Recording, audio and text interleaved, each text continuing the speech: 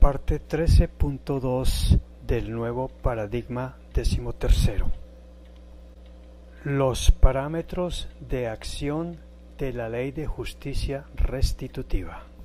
Inteligencia espiritual IES reinterpreta el pecado original como el equivalente a haber adquirido, como humanos, el uso de razón por evolución perfectible a partir de la irracionalidad del reino animal. Así, el libre albedrío de cada ser humano lo capacita para hacer uso del altruismo, para hacer el bien, que equivale a evolucionar perfeccionando la capacidad de conciencia de la mente espiritual y ayudar a evolucionar en la misma dirección a otros, o hacer el mal al obstaculizar, impedir o destruir esta evolución a sí mismo y a los demás. En este caso, la ley de la justicia restitutiva actuará para dotarlo de mejores recursos mentales, cognitivos, emocionales, afectivos o volitivos. Con ellos obtendrá mayores recursos materiales para disponer de estos en sus futuras vivencias.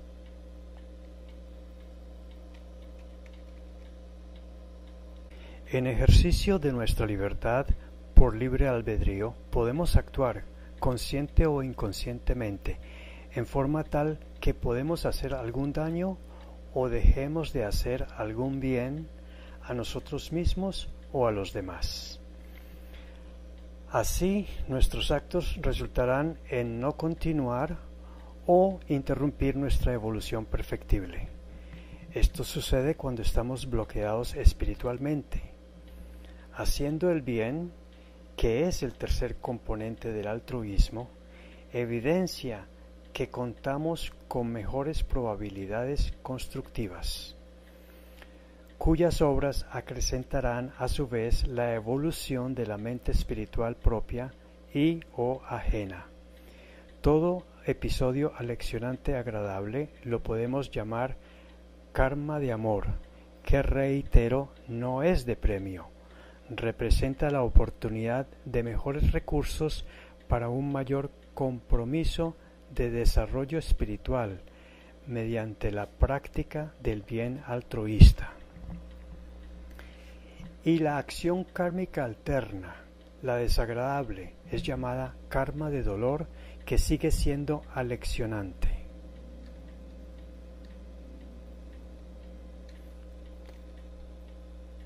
Esta acción alterna ocurre cuando el karma de amor que recibe autodidácticamente o con la ayuda externa no ha hecho que el individuo rompa su bloqueo de conciencia.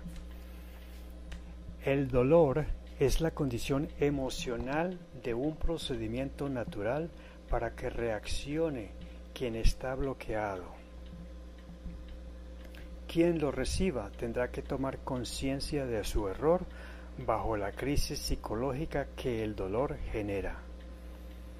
El dolor aquí no debe ser considerado como un castigo, sino como una nueva oportunidad para reiniciar el desarrollo evolutivo en cada quien.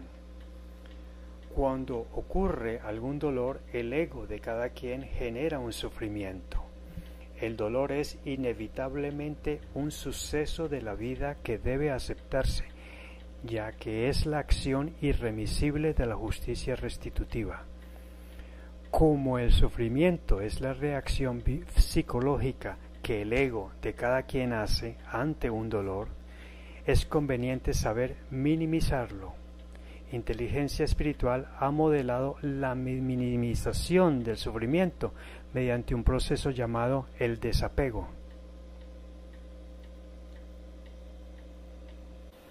Este proceso es una herramienta del Simbre que se presenta en el numeral 10.18 del libro segundo de la mencionada colección de 4 libros que ponemos a su disposición para su consulta. Los antivalores son adoptados fácilmente por la naturaleza lúdica o cargada de errores causadas por los puntos ciegos del ego. Quien niega el error creando un mecanismo psicológico de defensa que justifica la práctica repetitiva de un antivalor, volviéndolo un hábito o vicio, creando un bloqueo de la mente espiritual. Todo bloqueo que se expresa cuando en forma habitual y repetitiva practicamos viciosamente algún antivalor. Para erradicar un vicio es necesario aprender a practicar el correspondiente valor, cuyo perfeccionamiento nos conduce a un nuevo hábito conductual, la virtud. Es decir, que debemos de convertir en una virtud el valor, que sirva para erradicar cada antivalor.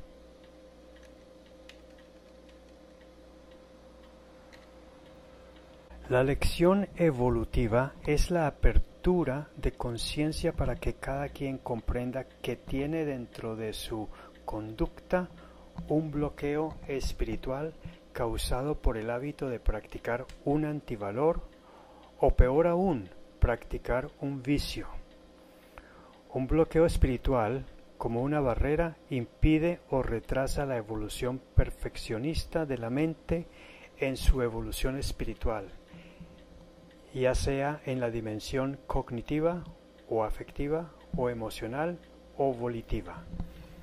Afecta de manera grave la capacidad que tiene el ego disfuncional de ver la verdadera realidad tal como es. Solo podemos reanudar nuestra evolución en la dirección bloqueada, desbloqueándonos. La acción inexorable de esta ley tiene como propósito descubrir la lección evolutiva mediante el desarrollo de la búsqueda reflexiva de la lección con la ayuda opcional de la meditación que llegue a iluminar al simbre que trae cada acción kármica, porque cada quien necesita acceder rompiendo el respectivo bloqueo kármico mediante oportunidades vivenciales. El imperativo categórico de Immanuel Kant de hacer el bien por virtud y por deber es rescatado por inteligencia espiritual a través del hábito de practicar virtudes, o sea, valores éticos absolutos o universales que se derivan del vector seminal del altruismo, no por interés ni temor, que representa una mera motivación extrínseca que nace del interés del ego por ganar un premio o del temor por un castigo. La práctica de virtudes como expresión altruista del amor a la evolución perfectible de la mente del espíritu constituye la verdadera motivación intrínseca que nace del conocimiento con convicción del simbre y genera verdadera pasión por obtener lo que se busca. También la acción restitutiva conduce a realizar nuevas misiones a desarrollar con cada nueva lección para el desarrollo perfectible del simbre. Representa el paradigma clave, sin tener que recurrir a mitológicas soluciones de motivación extrínseca, de ofrecer como premios el cielo y como castigo por los pecados el purgatorio y el infierno. Su importancia estriba en servir como un conocimiento ético y verdadero y absoluto para automotivar intrínsecamente el autocontrol de corregir la práctica egoica o egoísta de antivalores y vicios, redireccionando las acciones hacia la siembra de acciones virtuosas. La acción restitutiva constituye un modelo ético altamente necesario en la formación integral con motivación intrínseca desde la niñez, practique o no dogmas religiosos, reemplazando el paradigma obsoleto de la motivación extrínseca no compatible con el ejercicio de una verdadera autonomía del ser. Debe ser plenamente comprendida por los enfermos graves de la pobreza espiritual, a quienes nuestra propuesta a corto plazo pretende rehabilitar. Esta ley también se explica en el numeral 10.14.3 del libro segundo de la mencionada colección de 4 libros, Consulta y Referencia. Para quienes están padeciendo de pobreza espiritual grave, incluso leve, para que les sirva de motivación intrínseca, como por experiencia personal y de quienes han aprendido con H a interiorizar estas enseñanzas y han llegado a un convencimiento profundo de estas, que es altamente conveniente llegar al convencimiento que, al morir como individuo, las estructuras básicas de conciencia bloqueadas pasan a ser parte de un elemento negativo del resimbre inconsciente, reivindicando la existencia, las sombras propuestas por Carl Jung, que no se disuelve con las demás estructuras básicas de conciencia del ego, generando en el diseño encarnatorio propuesto por inteligencia espiritual la causa de una o más acciones